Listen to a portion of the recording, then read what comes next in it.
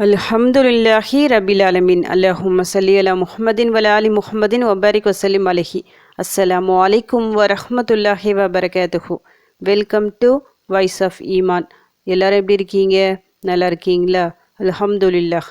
அல்லாஹ் சுப்ஹானஹு வ தஆலா உங்களுக்கு நீண்ட ஆயுளையும் ஆரோக்கியத்தையும் வழங்க வேண்டும் என்று துவா செஞ்சு ஆரம்பிக்கிறேன்.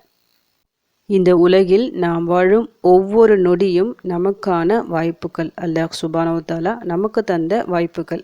நம்முடைய ஆயுட்காலம் முழுக்க நாம் இந்த உலகத்தில் இருக்கிற எல்லா செல்வத்தையும் எல்லா வளங்களையும் அனுபவித்து கொள்ளலாம். கூடவே நமக்கான விஷயம், அதாவது மறுமைக்கான விஷயத்தையும் நாம் கண்டிப்பாக செஞ்சு வைக்கணும். இப்படி நமக்கு கொடுக்கப்பட்ட ஒவ்வொரு நாளும் ஒரே மாதிரி இருக்கான்னு கேட்டால் நிச்சயமாக இருக்காது. ஒரு நாள் நமக்கு சந்தோஷமானதாக இருக்கும், ஒரு நாள் ரொம்ப கவலையானதாக இருக்கும், ஒரு நாளில் ரொம்ப நோய்வாய்ப்பட்டு கொஞ்சம் உடல் பலகீனமாக இருப்போம். இப்படி நம்முடைய ஒவ்வொரு நாட்களும் ஒவ்வொரு மாதிரி இருக்கும். நிச்சயமாக அப்படி தான் இருக்கும். ஏன்னா ஒரு மனிதன் பிறக்கும் போதே சந்தோஷமாக இருந்து ஆயுள் முடியும் போது சந்தோஷமாக இருந்து அப்படியே மறைஞ்சு போக மாட்டாங்க. அதே போல் கவலையாக இருந்து கடைசி வரைக்கும் கவலைகள்லே இருக்கிற மனிதனும் இல்லை. அல்லாஹ் சுப்ஹானஹு வ தஆலா இன்பம் துன்பம் இந்த ரெண்டுத்தையும் வச்சிருக்கிறான் ஒரு மனிதனுக்கு தருவதற்காக. எந்த நேரத்தில் அவன் தரணும்னு சொல்லிட்டு அவன் எழுதி வச்ச விதி. நமக்கு அதுக்கேற்ற மாதிரி ஒன்று ஒன்றா நடக்கும். அந்த சூழ்நிலையில், அதாவது நமக்கு மகிழ்ச்சியாக இருக்கும்போது நாம் எப்படி இருப்போம்? சந்தோஷமாக இருப்போம், அல்லாஹ்விற்கு நன்றி செலுத்துவோம், அல்லாஹ் எனக்கு கொடுத்துருக்கான்னு சொல்லிட்டு திருப்தியாக இருப்போம். அதிக அமல்கள் செய்வோம், நார்மலாக தொழுதுட்டு குரான் ஓதுறது அந்த மாதிரி இருப்போம். இதுவே நமக்கு ஏதாவது ஒரு துன்பமான ஒரு சூழ்நிலை வந்தால் என்ன பண்ணுவாங்க? சில பேர் கரெக்டாக அப்படியே ஃபாலோ பண்ணுவாங்க, சில பேர் என்ன பண்ணுவாங்க? விட்டுடுவாங்க. சந்தோஷமாக இருக்கும்போது ஏற்றுக்கிட்டு, அதுவே கஷ்டங்கள் வரும்போது அல்லாஹ் ஏன் என்னை இப்படி சோதிக்கிறான், நான் எது கேட்டாலும் எனக்கு செஞ்சு தர மாட்டேங்கிறானே சொல்லிட்டு டக்குன்னு அல்லாஹ்வே மறந்துடுவாங்க. சரியாக தொழ மாட்டாங்க. மறுபடியும் நம்ம சந்தோஷமாக இருக்கிறதுக்கு என்ன செய்யலாம் சொல்லிட்டு ஷிர்கான வழிகளில் போயிடுவாங்க. அல்லாஹ் கிட்ட தான் நம்ம போகணும். அல்லாஹ்வே நாம் நெருங்குவதற்காக தான் இந்த சோதனைகளே. வெறும் கஷ்டம் இல்லாமல் சந்தோஷமான வாழ்க்கையை நம்ம இதில் இருக்கும்போது நிச்சயமாக நம்மளால் ஒன்றுமே பண்ண முடியாது. நம்ம பாட்டு நார்மலாக செய்கிற அமல்களை தான் செஞ்சுக்கிட்டே இருப்போம். இதுவே ஏதாவது ஒரு சோதனை வரும்போது தான் இன்னும் எக்ஸ்ட்ரா அமல்களை செய்வோம். அதிகமாக தொழுவோம், அதிகமாக இஸ்திக்ஃபார் செய்வோம், துவாக்கள் செய்வோம், திக்ருகள் ஓதுவோம், குரான் எடுத்து ஓதுவோம். இது எல்லாமே எப்போ நடக்கும்? நமக்கு இன்னும் கஷ்டம் அதிகமாகும் போது தான். அதனால தான் அல்லாஹ் குரானில் என்ன சொல்கின்றான்? கஷ்டத்துடன் லேசி இருக்கின்றது. சூரா அலம் நஷ்ரஹ் இதில் இருக்கிற ஒரு வசனம் இருக்கும், ஃப இன்ன மஅல் உஸ்ரி யுஸ்ரா. 2 தடவை ரிப்பீட்டடாக அல்லாஹ் அதை சொல்லியிருப்பான். கஷ்டத்துடன் நிச்சயமாக லேசி இருக்கின்றது.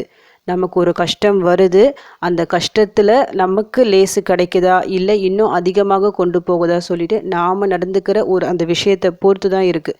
ஏதாவது ஒரு துன்பம் வரும்போது நாம் இன்னும் அல்லாஹ்வின் பக்கம் அதிகமாக நெருங்கும் போது அந்த துன்பத்திற்கான உடனடியாக ஒரு விடை கிடைக்கும். அதாவது மனசு அந்த அளவுக்கு லேசாகும். வேறு எந்த ஒரு விஷயத்துலையும் லேசு கிடைக்கவே கிடைக்காது. அல்லாஹ்வை நினைவு கூறுவதால் மட்டுமே லேசு கிடைக்கும். அடுத்ததாக என்ன நடக்கும்? உடனடியாக லேசு கிடைக்குதா மனசுக்கு? அடுத்ததாக அமல்கள் இன்னும் அதிகமாக செய்வோம், அல்லாஹ்வை இன்னும் அதிகமாக நம்ம நெருங்குவோம். அப்போ நன்மைகள் நம் பக்கம் இன்னும் ஏறிக்கிட்டே போகும். இதுதான் கஷ்டத்துடன் லேசு இருக்கிறது.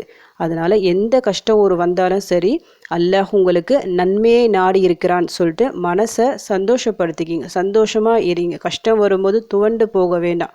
இப்போ இருக்கிற நிலையிலிருந்து இன்னும் ஒரு படி உங்களை மேலே உயர்த்தணும், உங்கள் வாழ்வாதாரத்தை உயர்த்தணும் என்ற ஒரு அடிப்படையில் தான் இந்த சோதனைகள் எல்லாமே. அதனால் இன்னும் அதிகமாக திக்ருகளை கொண்டு, குரான் ஓதுவதை கொண்டு, எக்ஸ்ட்ரா வணக்கங்களை கொண்டு, துவாக்களை கொண்டு சொல்லிட்டு இன்னும் அல்லாஹ் அதிகமாக நெருங்கி கொண்டே போங்க. இன்ஷால்லா உங்களுடைய எல்லா கஷ்டங்களும் பிரச்சனைகளும் எல்லாமே தீரும். இந்த உலக வாழ்க்கை சோதனைக்காக தான் படைக்கப்பட்டுள்ளது. நிச்சயமாக நாம் சோதிக்கப்படுவோம். நாம் அல்லாஹ்வின் பக்கம் நெருங்க முயற்சி செய்ய வேண்டும். அதே போல் சோதனைகள் வந்தால் தான் திக்ருகள் எடுக்கணும் அந்த மாதிரி இல்லை. நார்மலாக இருக்கிற டைமில் உங்கள் அன்றாட வாழ்க்கையில் ஒவ்வொரு நாளும் நீங்கள் எந்த அளவுக்கு அல்லாஹ்வை வணங்குவதில், அவனுக்கு அமல்கள் செய்வதில் நீங்கள் உங்கள் நேரத்தை செலவிடுறீங்க, இதை கரெக்டாக பார்த்துக்குங்க. ஒவ்வொரு நாளும் அதிகமாகிட்டே போகணுமே தவிர குறையிற மாதிரி என்றைக்குமே பண்ண வேண்டாம். இப்படி நீங்கள் திக்ருகள் எடுக்கும்போது சில திக்ருகள் இருக்குது, குறைஞ்ச நேரத்தில் அதிக நன்மைகள் நமக்கு தரா மாதிரி இருக்கும். அந்த திக்ருகளை பார்த்துடுங்க. அது போன்ற திக்ருகளை மனப்பாடம் செஞ்சு வச்சுக்கிங்க. உங்களுடைய மகிழ்ச்சியான நேரத்திலையும் அது உதவி செய்யும், கஷ்டத்துலேயும் அது உங்களுக்கு உதவி செய்யும்.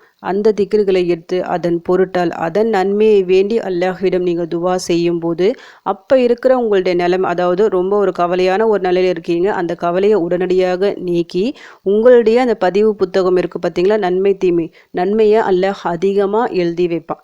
இதுவே ஒரு சந்தோஷமான சூழல் நீங்கள் ஓதும்போது இன்னும் அதிக நன்மைகள் உங்களுக்கு கூடிக்கொண்டே போகும். உங்களுக்கு வரக்கூடிய நிறைய பிரச்சனைகளிலிருந்து அந்த திக்ருகள் உங்களை பாதுகாக்கும். அது போன்ற சிறப்பான ஒரு திக்ரை தான் இன்னைக்கு நான் சொல்ல போகிற மிக மிக சிறந்த ஒரு திக்ரு. இந்த ஒரு திக்ரை ஒரு முறை ஓதுனா அல்லாஹ் சுப்ஹானஹு வ தஆலா நமக்கு நன்மைகளை தரான். நன்மைகள்லாம் சாதாரண நன்மைகள் இல்லை, 20 லட்சம் நன்மைகளை உடனடியாக தருகின்றான். ஒரு திக்ரை ஒரு முறை ஓதுவதால் 20 லட்சம் நன்மைகள் கிடைக்குதுன்னா அப்போ இந்த திக்ரு எவ்வளவு சிறப்பான திக்ராக இருக்கும் பார்த்துக்கோங்க. ரொம்ப ஈஸியான திக்ரு. இந்த திக்ருக்கு ஏன் இவ்வளோ சிறப்புனா இதனுடைய பொருள். ஃபஸ்ட்டு நான் என்ன துவா சொல்லிடுறேன், பிறகு அதனுடைய பொருளை உங்களுக்கு படித்து காமிக்கிறேன். லா இலாஹ இல்லல்லாஹு வஹ்தஹு லா ஷரீக லஹு அஹதன் ஸமதன் லம் யலித் வலம் யூலத் வலம் யகுல்லஹு குஃபுவன் அஹத். லா இலாஹ இல்லல்லாஹு வஹ்தஹு லா ஷரீக லஹு அஹதன் ஸமதன் லம் யலித் வலம் யூலத் வலம் யகுல்லஹு குஃபுவன் அஹத். லா இலாஹ இல்லல்லாஹு வஹ்தஹு லா ஷரீக லஹு அஹதன் ஸமதன் லம் யலித் வலம் யூலத் வலம் யகுல்லஹு குஃபுவன் அஹத். இந்த துவாவில் 2 துவா அடங்கியிருக்கு. அதாவது ஃபஸ்ட்டு லைன் லா இலாஹ இல்லல்லாஹு வஹ்தஹு லா ஷரீக லஹு, அல்லாஹ்வை தவிர வேறு இறைவன் இல்லை, அவன் தனித்தவன், அவனுக்கு இணை யாருமில்லை. இதுதான் இதனுடைய பொருள். அடுத்து வர லைனை பாருங்க. அஹதன் சமதன் லம் எலித் வலம் யூலத் வலம் யகுல்லஹு குஃபுவன் அஹத். அதாவது சூரா இக்லாஸ் அதில் இருக்கிற வசனம் தான் அது. அதனுடைய அர்த்தம் என்ன? அல்லாஹ் ஒருவன், அவன் தேவையற்றவன், அவன் யாரையும் பெறவும் இல்லை, எவராலும் பெறப்படவும் இல்லை, அவனுக்கு நிகராக எவரும் இல்லை. இதுதான் இந்த ஒரு துவாவோட மீனிங். மிக மிக சிறப்பான ஒரு துவா. சூரா இக்லாஸை பற்றி உங்களுக்கு தெரியும், குர்ஆனின் 3ல் ஒரு பகுதி. ஒரு 3 முறை ஓதி முடித்தாலே முழு குர்ஆன் ஓதிய நன்மைகள் உங்களுக்கு உடனடியாக கிடைச்சிடும். அதே போல் ஃபஸ்ட் லைனும் அந்த லா இலாஹ இல்லல்லாஹ் இருக்குது பார்த்தீங்களா, அந்த ஒரு வார்த்தையே போதும், அவ்வளவு சிறப்பான ஒரு வார்த்தை அது. இது 2த்தையும் நம்ம சேர்த்து சொல்லும்போது இது எவ்வளோ நேரம் ஆக போகுது உங்களுக்கு சொல்கிறதுக்கு? 1 நிமிஷம் கூட உங்களுக்கு ஆகாது. ஆனால் உடனடியாக 20 லட்சம் நன்மைகளை அல்லாஹ் நமக்கு தருகின்றான். இது ரொம்ப பெரிய விஷயம். ஏன்னா நாளை மறுமையில் நாம் ஒவ்வொரு விஷயத்துக்காக நிற்போம். நம்ம நிறைய அமல்கள் இங்கே செஞ்சு இருக்கலாம், ஆனால் அது எல்லாமே நாளைக்கு வருமா என்ன சொல்லிட்டு நமக்கு தெரியாது. ஒரு நன்மைக்காக கூட நம்ம நிற்போம், அந்த நன்மை நமக்கு கிடைக்காதா சொல்லிட்டு. இந்த ஒரு துவாவை டெய்லியும் ஒரு 10 முறை நீங்கள் சொன்னாலே போதும். 10 முறை சொன்னால் உங்களுக்கு எவ்வளோ நன்மைகள் கிடைக்கும்? 2 கோடி நன்மைகள் கிடைக்கும். இது எல்லாமே நமக்கு மறுமையில் பெரிய ஒரு பொக்கிஷமாக வந்து நிற்கும். நம்ம எல்லாத்தையும் காப்பாற்றுறோம்.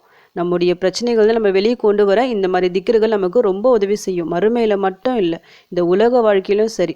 ஏன்னா நமக்கு எந்த அளவுக்கு நன்மைகள் அதிகம் சேருதோ அந்த அளவுக்கு நம்முடைய வாழ்க்கையும் நல்ல சிறப்பாக பிரகாசமாக இருக்கும். நாம் செஞ்ச அந்த சின்ன சின்ன தவறுகள் பிரச்சனைகள் காரணமாக கூட நம்ம அல்லாஹ் தண்டிச்சிருக்கலாம்.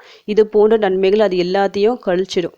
அப்பப்போ நாம் இது மாதிரி துவா செஞ்சுக்கிட்டே இருக்கும்போது, இது மாதிரி சிறப்பான திக்ருகளை நம்ம வீட்டில் சொல்லிக்கிட்டே இருக்கும்போது அல்லாஹ்வை நினைவு கூறும் இல்லமாக அந்த ஒரு இல்லம் இருக்கும். கூடவே எல்லா முசீபத்துகளும் பிரச்சனைகளும் விலகும்.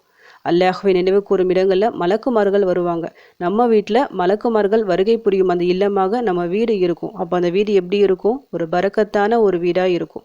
நம்ம உள்ளங்களும் அமைதியாக இருக்கும், ரிலாக்ஸாக இருப்போம், நம்ம வீடும் சந்தோஷமாக இருக்கும். நாம் மட்டும் சந்தோஷம் இல்லை, நம்முடைய ஒட்டுமொத்த குடும்பமும் சந்தோஷமாக இருக்கும் இது போன்ற திக்ருகளை எடுப்பதால். இது போன்ற திக்ருகளை நீங்கள் மட்டும் எடுக்காமல் உங்கள் வீட்டில் இருக்கிற உங்கள் பிள்ளைகளுக்கு மற்ற எல்லாருக்கும் சொல்லி கொடுங்க. டெய்லியும் எடுக்கிற மாதிரி ஒரு 10 முறை சொன்னாலே போதும், எவ்வளோ நன்மைகள் நமக்கு கிடைக்கிது பாருங்கள். இது மாதிரி ஒவ்வொரு திக்ருகளாக சொல்லி கொடுக்கும்போது அவங்களும் அந்த பழக்கத்துக்கு வருவாங்க. திக்ருகள் எடுக்கணும், நாம் வீட்டில் இருக்கும்போது சும்மா டிவி மட்டும் பார்க்காம இந்த மாதிரி அல்லாஹ்வை நினைவு கூறணும், திக்ருகள் எடுக்கணும், வெறும் தொழுகை மட்டும் இல்லை, இந்த மாதிரி அமல்கள் நம்ம செய்யணும்னு சொல்லிட்டு அந்த பசங்களுக்கும் அந்த ஒரு ஆர்வம் வரும். நீங்கள் செய்கிறது தான் உங்கள் பசங்களும் செய்வாங்க. அதனால் நாம் ஒரு முன்மாதிரியாக இருந்து சொர்க்கத்திற்கு கொண்டு செல்லும் ஒரு வழிகாட்டியாக நம்முடைய குடும்பத்திற்கு இருப்போம்.